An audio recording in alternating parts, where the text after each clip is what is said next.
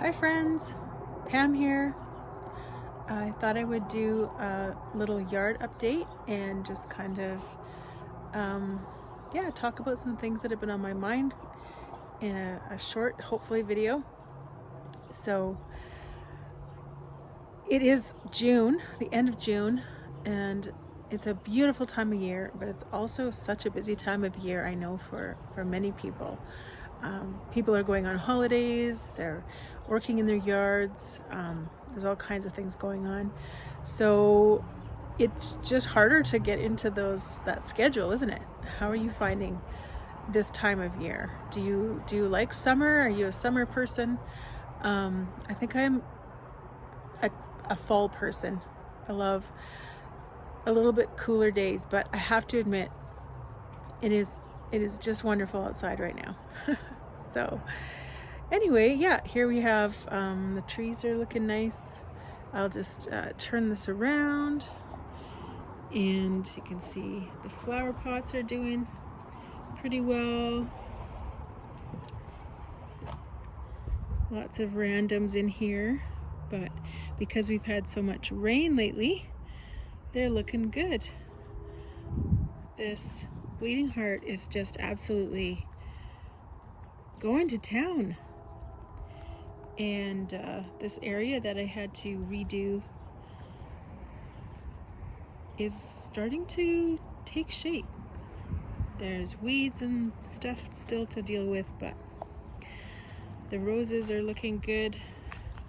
They smell amazing, these hardy roses. Yeah, so this area needs a little TLC, and I haven't decided whether to just totally redo this part of the bed or just let what comes up come up. And the peonies, look at the peonies. I braced these ones up today, so they're looking a little funny, but I have to adjust that. Just amazing. Yeah, hey. I have been thinking about what it means to be resilient lately, and one of the things that has come to mind is just how we often call people who are strong or don't seem to have a problem doing things, we call them resilient, but it's actually often the people that have struggled really hard that develop resilience, from that continuing to fall down, get back up again, fall down, get back up again, and keep trying in the face of really difficult, times. And so, yeah, but I think in our society, we often reward those even more who, yeah, they've worked hard, but things have come so much more easily to them. And so sometimes we can be hardest on the people that actually need the most compassion. Anyway, I want to unpack those thoughts a bit more, but I thought I would mention it, the idea of resilience, and how it's kind of like that, like a bounce. Can you bounce back from difficult times? So let me know what you think about that. In the meantime, this is a little bit of an update, and I didn't really get this ready.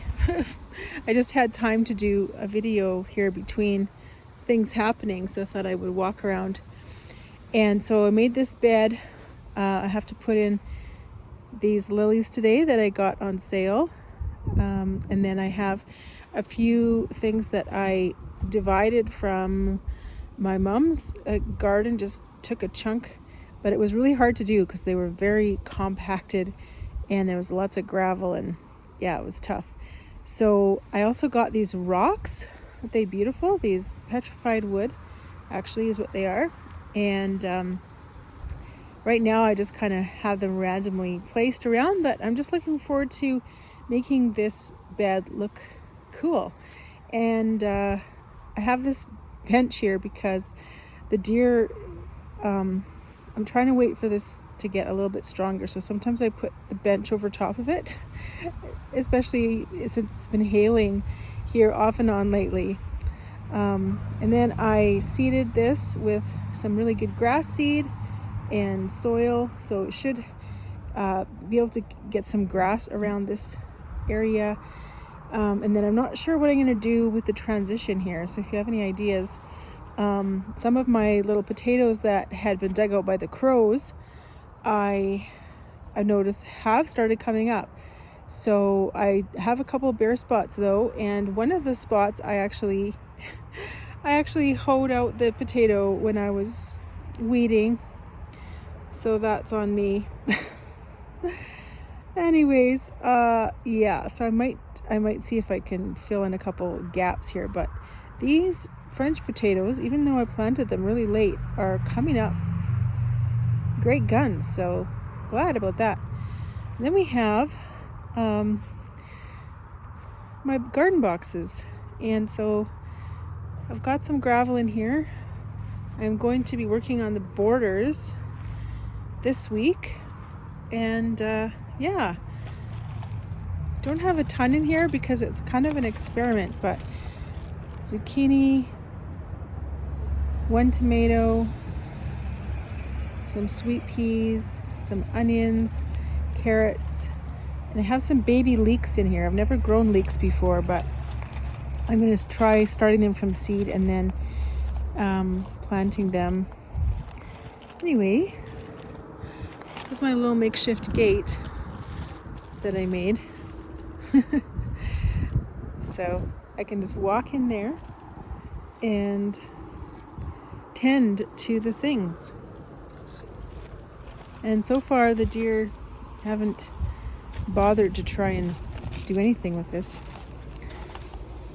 Yeah, so I've got some flagstones that I've found around the place that I am washing up and hopefully going to make a nice little flagstone path here. So yeah, that is, whoop, hey, that's what's going down, and I have really been enjoying it. But it is a lot of work, especially shoveling gravel and hauling gravel around in a wheelbarrow when you have a really sore back.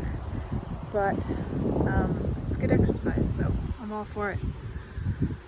Yeah, so that's a little update from Pam. And going back to this idea of resilience, I think we become resilient when we navigate the space between where we are or what has happened to us and where we need to be or where we want to be. And I think people can grow bitter and resentful and kind of fall into really toxic things instead of becoming resilient when they go through difficult times, or they can become,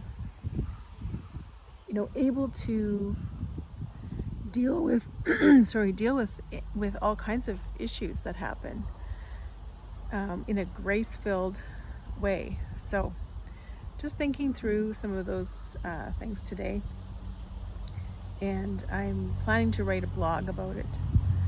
I recently had a situation where a young person,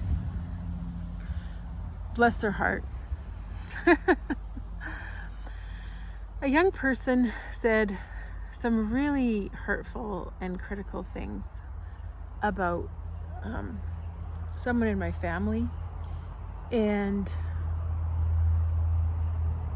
I got really angry in the moment, and I'm glad I didn't say too much because I was livid.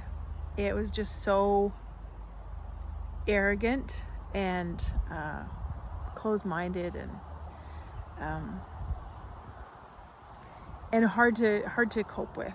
But I realized, okay, it's a young person. They don't know enough about life they've hardly lived their own life. And the kind of ironic or funny thing is they said, well, I turned out pretty good. And I was like, you're 14. What do you know about turning out well? But, you know, I guess you have to admire the confidence. But I think that kind of overconfidence can lead to this brittleness where you're not resilient. Whereas the people that become resilient are the ones that have been knocked down time and time and time again and continually overcome their own issues, their own obstacles, physical health limitations, mental health, and just keep coming up to bat again. And have to admire that even more. So what do you think? What does it take to be resilient? And what's the opposite of being resilient? Would you say it's bitterness, or kind of a being set in your ways? Well, that's it from me today. I hope you're having an awesome late June day, enjoying the summer sun wherever you are.